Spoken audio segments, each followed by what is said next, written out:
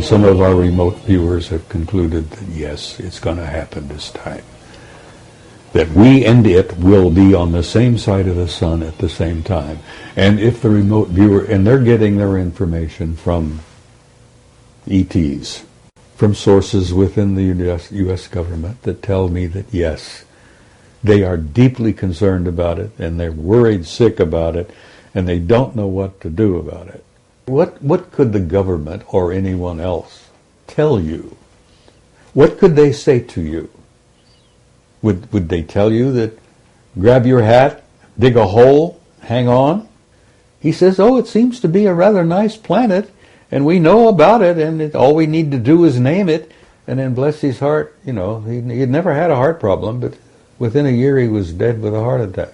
Incredible race of humans, does have a future, and it is in the stars. Mm-hmm. And we are going out there to reclaim our rightful place. It's kind of amusing considering that the last time we met, I told you that it was to be my last interview. And here I am again, and, you know, how can I explain that? We have gotten the most incredible response to your interview. I have to say, it's actually been the most popular of all of our interviews. Well, and nice I think there's a reason for that. Oh, thank you. I think that in many ways you put yourself on the line, and you actually embody the curiosity that was like rampant in all of us. And you did it at a time when, and in the military no less, and you broke rules, and you kind of stuck it out, and you're just I don't know, a one-man disclosure project as far as I'm concerned. Well, thank you, Carrie. That's very kind of you to say that. But let me explain something. I was a normal human being for a big portion of my life. You know, I was a career military and no-nonsense kind. I wore a crew cut. When I learned what I learned in 1963, 64, 65, it changed my life. It changed my way of thinking, and I became obsessed with what I had learned. And over the years, I've learned so much more. And as I may have mentioned to you earlier, I learned a little bit. I wanted more. You know, talk about an addiction. When you start learning some things about a subject that is so profound, the more I learned, the more I wanted to know, and the more I wanted to know, the more I learned, and the more I learned, the more obsessed I became. And you talk about losing a paradigm. My old paradigm literally crumbled around my knees. You know, the world that I thought I lived in, I learned was not the world that I lived in. And the reality that I looked around and thought I saw was not the reality that exists. Mm-hmm. That much of what we see is an illusion. It's a result of our own illusions. We humans sometimes, rather than face reality, we create a little world of our own. You know, we get up and go to work, we raise the kids, we buy a house, buy a car, take a vacation, go on about our lives, try to save money, put a little in the bank for the kids' college, and live a normal life. And then I learned that there's no such thing as a normal life. That the world that exists is not at all what we think it is. And the more I learned, as I said, my old paradigm crashed around my knees, and I'm sitting here in front of you as a human wreck, you might say, you know, as to what I used to be. Because I lived in a world that was kind of cut and dried. Oh, you know, do this, do that, pay your bills. It's not that way at all. Well, let's cut to the chase here, because you have come forward, actually you contacted us, I'm going to say, and said, you've got something new to say. You've got something new to tell the people. And I know you're going to be speaking at the Bay Area conference, and this is amazing.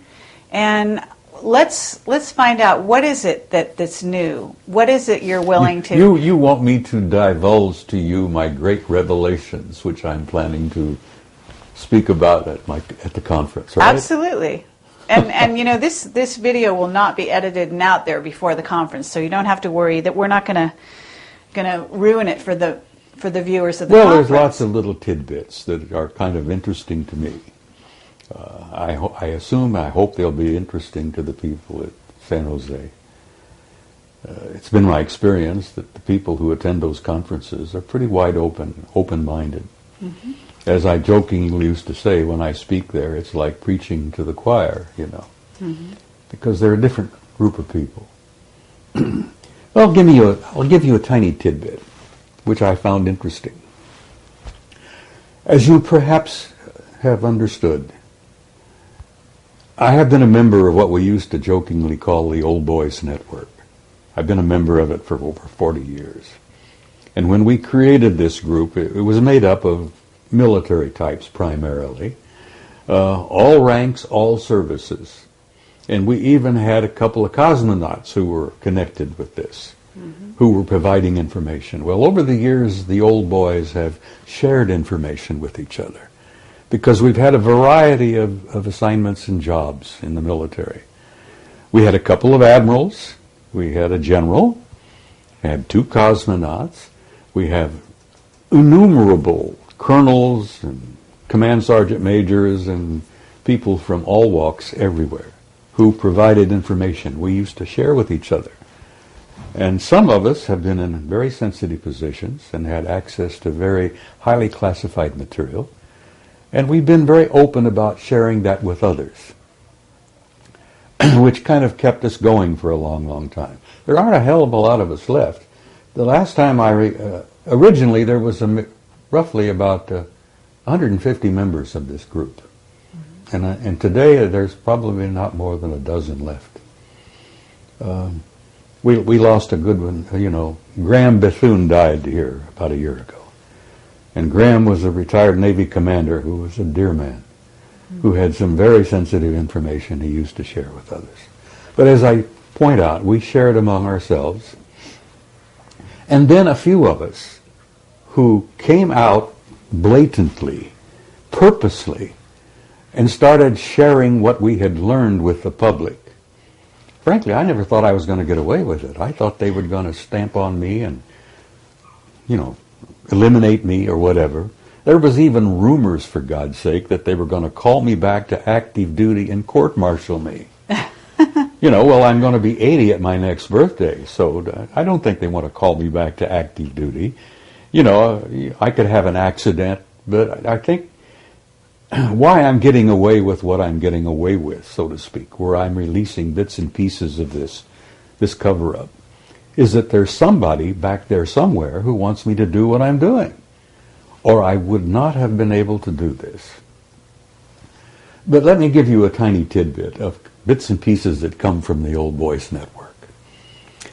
There is an organization called the National Reconnaissance Office. You've probably heard of them. Absolutely. A very super secret group. I mean, super secret group among super secret groups. God, we've got so damn many groups now. As I used to jokingly say, when poor old Ike left office, he tried to tell us about the military-industrial complex.